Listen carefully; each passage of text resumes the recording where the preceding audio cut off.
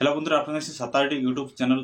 তো বন্ধুরা, আজকের এই ভিডিওর মাধ্যমে আপনাদেরকে জানাবো যে অনুমতি দং বা অনুমতি দখল কি, কেন পর্চা বা রেকর্ডে এই অনুমতি দং বা অনুমতি দখল লেখা থাকে, এবং খতিয়ানের মন্তব্য ঘরের যে অনুমতি দং লেখা থাকে সেটা কি কাটা যায়, এবং গেলে তার প্রসেস কি কি রয়েছে। তো আশা করি অনেক অজানা তথ্য আজকের এই ভিডিওর মাধ্যমে আপনাদেরকে জানাবো। তো তাই অবশ্যই সম্পূর্ণ ভিডিওটি প্রথম থেকে শেষ পর্যন্ত দেখে যাবেন।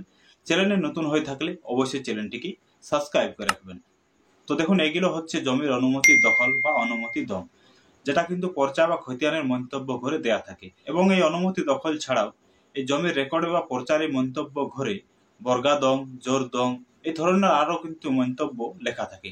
তো জমির রেকর্ড বা পর্চার এই মন্তব্য ঘরে এই যে অনুমতি দখলটি লেখা রয়েছে, সেটা যদি আপনারা কাটতে চান তাহলে কিভাবে কাটবেন। তো দেখুন, জমি মালিকের অনুমতি ক্রমে অন্য কোনো ব্যক্তিকে বসবাস বা চাষবাস করতে দেওয়াকেই অনুমতি দং বলা হয়।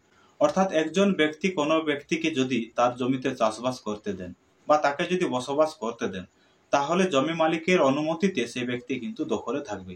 তো সেই ব্যক্তি যে দখল করে থাকবে সেটাকে অনুমতি দং বা অনুমতি দখল বলা হয়। তো জমির রেকর্ডের মন্তব্য ঘরে এই যে দংগুলো লেখা থাকে, সেগুলো কিন্তু বর্তমানে বা 2-5 বছর আগের লেখা নয়। জমির রেকর্ডে এই মন্তব্যগুলো লেখা হয়েছে এলআর মাপের পূর্বে, অর্থাৎ কেবি এবং আরএস মাপ চলাকালীন। অর্থাৎ আমাদের দেশে 4 ধরনের রেকর্ডীয় জরিপ খতিয়ান রয়েছে। প্রথম হচ্ছে সিএস, তারপর হচ্ছে আরএস, তারপর হচ্ছে কেবি, এবং বর্তমানে আমরা জমি জায়গায় যেসব কাজগুলো করে থাকি সেগুলো হচ্ছে এলআর। অর্থাৎ সিএস হচ্ছে ক্যাডাস্ট্রিয়াল সার্ভে, যেটা কিন্তু আমাদের দেশের সর্বপ্রথম রেকর্ডীয় জরিপ, যেটা কিন্তু 1888 সালে শুরু হয়ে শেষ হয়েছে 1940 সালে। তারপর সিএস মাপের পরে আসে আরএস মাপ, যেটাকে অনেকে 62 রেকর্ডও বলে থাকেন। আর এই আরএস এর পুরো নাম হচ্ছে রেভিশনাল সেটেলমেন্ট। তারপর আরএস এর পরে আসে কেবি, অর্থাৎ কেবির পুরো নাম হচ্ছে খানাপুরি বুজারত।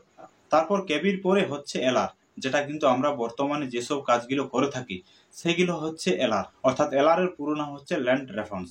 তো আমাদের দেশে 4 ধরনের রেকর্ডীয় জরিপ খতিয়ান রয়েছে: সিএস, আরএস, কেবি এবং এলআর। তো রেকর্ডের মন্তব্য করে যে দংগুলো লেখা হয়েছে সেগুলো হয়েছে কিন্তু আরএস এবং কেবি মাপ চলাকালীন, যা কিন্তু এখনো এলআর রেকর্ডে সেই মন্তব্যগুলো পর্চা বা খতিয়ানে রয়ে গেছে। তো সেই মাপ বা সেই জরিপগুলোতে দলিল দস্তাবেজের পাশাপাশি দখল সত্ত্বের উপর ভিত্তি করে রেকর্ড দেওয়া হতো। সে সময়ের মাপগুলোতে আপনার জমিতে বা আপনার বাড়িতে গিয়ে, অর্থাৎ সরজমিনে গিয়ে আধিকারিকগণ রেকর্ড কিন্তু দিতেন। অর্থাৎ আপনি যদি কোনো জমি ক্রয় করে থাকেন, তাহলে আপনার যে দলিলটি থাকবে সেই দলিলটি আপনার সেই মাপ চলাকালীনই রেকর্ড বা মেডিসন কিন্তু করে দেওয়া হতো। কিন্তু যেটা বর্তমানে কি হয়, আমাদের একটি জমি ক্রয় করলে সেই দলিলটি মেডিসন করার জন্য অনলাইন আবেদন করতে হয়, তারপর সমস্ত অরিজিনাল ডকুমেন্টস নিয়ে বিএলআর অফিসে যেতে হয়। কিন্তু পূর্বের মাপগুলোতে, অর্থাৎ এলআর এর আগে কেবি, আরএস, সিএস, সেগুলোতে কিন্তু আপনার সরজমিনে গিয়ে সেই রেকর্ডগুলো কিন্তু করে দেওয়া হতো।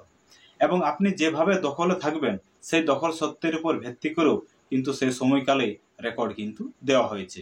তো সেই সকল মাপগুলোতে দখল সত্ত্বের উপর ভিত্তি করে রেকর্ড দেওয়াতেই অনুমতি দং, জোর দং, বর্গা দং যে মন্তব্যগুলো সেগুলো কিন্তু বর্তমান এলআর রেকর্ডও রয়ে গেছে। যেহেতু সেই সময়ের মাপগুলোতে সরজমিনে গিয়ে দখল সত্ত্বের উপর ভিত্তি করে রেকর্ড দেওয়া হতো। অর্থাৎ বর্তমানে এলআর রেকর্ডের মন্তব্য ঘরে যে ব্যক্তির নাম এখন আপনারা দেখছেন, যে মন্তব্যটি আপনারা এখন কাটতে চাইছেন, সেই ব্যক্তিকে হয়তো আপনার দাদু না হয় আপনার বাবা সেই ব্যক্তিকে সেই জমিতে চাষবাস করতে দিয়েছিলেন। আপনার দাদু বা আপনার বাবার অনুমতিতে সেই ব্যক্তি কিন্তু সেই জমিতে চাষবাস করতেন।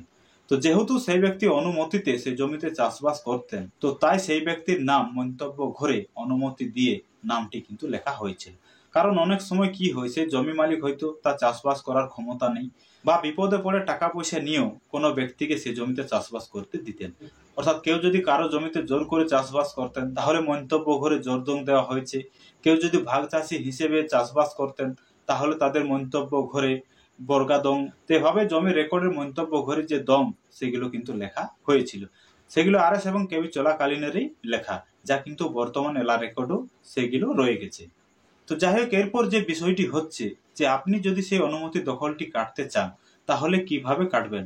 তবে দেখুন, অনুমতি দখল যদি কাটতে চান তাহলে অবশ্যই বর্তমান সেই জমির পজিশন কি রয়েছে সেটা কিন্তু জানতে হবে। যদি সে জমিতে আপনি দখলে রয়েছেন, অর্থাৎ আপনি মূল মালিক, আর আপনি যদি সে জমিতে সম্পূর্ণভাবে দখলে থাকেন তাহলে হয়তো কাটার জন্য আপনি আবেদন করতে পারেন। কিন্তু যদি সেই অনুমতি দখল যে ব্যক্তির নাম রয়েছে সেই ব্যক্তি যদি বর্তমানে সে জমিতে দখলে থাকে তাহলে কিন্তু সেই মন্তব্য কাটা অনেক কঠিন। যদি সেই ব্যক্তি বর্তমানে দখলে না থাকে বা সেই ব্যক্তি বা তাদের ওয়ারিসদের যদি কোনো আপত্তি না থাকে তাহলে আপনি সেটা কাটার জন্য আবেদন করতে পারেন। তো সেই অনুমতি রেকর্ডটি কাটার জন্য সর্বপ্রথম আপনাকে বিএলআর অফিসে একটি লিখিত আবেদন করতে হবে।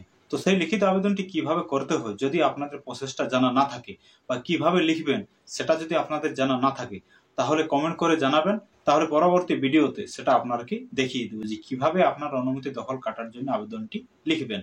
তো যাই হোক, বিএলআর অফিসে যে লিখিত আবেদনটি আপনারা করবেন সেই লিখিত আবেদনটি বিএলআর অফিসের যে রিসিভ সেকশন রয়েছে সেখানে জমা করলে আপনাকে একটি রিসিভ কপি দেওয়া হবে।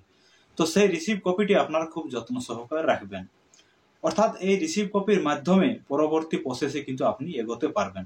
অর্থাৎ বিএলআর অফিস যদি সেটা কাটতে না চায় বা বেশিরভাগ ক্ষেত্রে কিন্তু বিএলআর অফিস যে কোনো অনুমতি দখল কিন্তু কাটতে চায় না, অর্থাৎ সেই অনুমতি দখলটি কাটার জন্য যদি বিএলআর অফিস কোনো স্টেপ না নেয় তাহলে আপনার সেই রিসিভ মূলে আপনি ডিএলআরতে আবেদন করতে পারেন।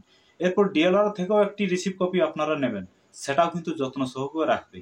যদি দেখা যায় ডিএলআর থেকেও যদি কোনো স্টেপ না নেয়, সরজমিন তদন্ত করার পর সেই ব্যক্তিকে চিঠি করে, অর্থাৎ যে ব্যক্তি অনুমতিতে দখলে রয়েছে সেই ব্যক্তিকে চিঠি করার যে রিসিপ্ট থাকবে সেই সকল ডকুমেন্টস নিয়ে কিন্তু আপনি কোর্টে যদি মামলা করেন সেই মামলার ক্ষেত্রে আপনার সেই সকল ডকুমেন্টস গুলো অনেক কিন্তু কাজে লাগবে। তো তাই সেই সকল রিসিপ্ট গুলো আপনার যত্ন সহকারে রাখবেন, কারণ রেকর্ডের মন্তব্য ঘরে যে সকল দমগুলো রয়েছে সেই সকল দমগুলো কিন্তু বিএলআর অফিস কাটতে চায় না, বা ডিএলআর অফিসে আবেদন করলেও তারাও কিন্তু কোনো স্টেপ নেয় না। এর মূল কারণ হচ্ছে সে সময়ে যে ব্যক্তিকে অনুমতিতে চাষবাস বা বসবাস করতে দিয়েছিলেন সে সময় কিন্তু তাদের মধ্যে মৌখিকভাবে হয়েছে বা তাদের মধ্যে টাকা পয়সার যে লেনদেন হয়েছে তারও কিন্তু কোনো প্রমাণ থাকে না। তো তার জন্য কিন্তু বিএলআর অফিস হোক বা ডিএলআর অফিস হোক সেই সকল মন্তব্যগুলো কিন্তু কাটতে চায় না। তো তার জন্য সেই অনুমতি কাটার জন্য যে আপনি বিএলআর অফিসে আবেদন করেছেন সেই রিসিভ কপিটি পাওয়ার পর যদি আপনি 2 বছর 3 বছর পরে কোর্টে মামলা করেন তাহলে আপনার যে রিসিভ কপি থাকবে সেটা কিন্তু অনেক এভিডেন্স হিসেবে কাজ করবে। তো তাই সেই সকল রিসিপ্টগুলো আপনারা যত্ন সহকারে রাখবেন। যে ব্যক্তি অনুমতিতে নাম রয়েছে সেই ব্যক্তি যে আপনি চিঠি করেছেন তার যে রিসিপ্ট সেটা রাখবেন, বা এভাবে আপনারা বছরের পর বছর যদি 2-3টি অ্যাপ্লিকেশন করে থাকেন এবং প্রত্যেকটা রিসিপ্ট কপি যদি আপনারা যত্ন সহকারে রাখেন আর 3 বছর বা 4 বছর পরে যদি সেটা কাটার জন্য আপনার কোর্টে মামলা করেন তাহলে সেই সকল ডকুমেন্টসগুলো আরো আপনার এভিডেন্স হিসেবে কাজ করবে। তবে এক্ষেত্রে অবশ্যই যেটা আপনাকে জানালাম সে জমিতে কিন্তু আপনাকে দখলে থাকতে হবে, আর সেই ব্যক্তি যদি সে জমিতে দখলে বর্তমানেও থাকে তাহলে কিন্তু অনুমতি দখল কাটা যাবে না।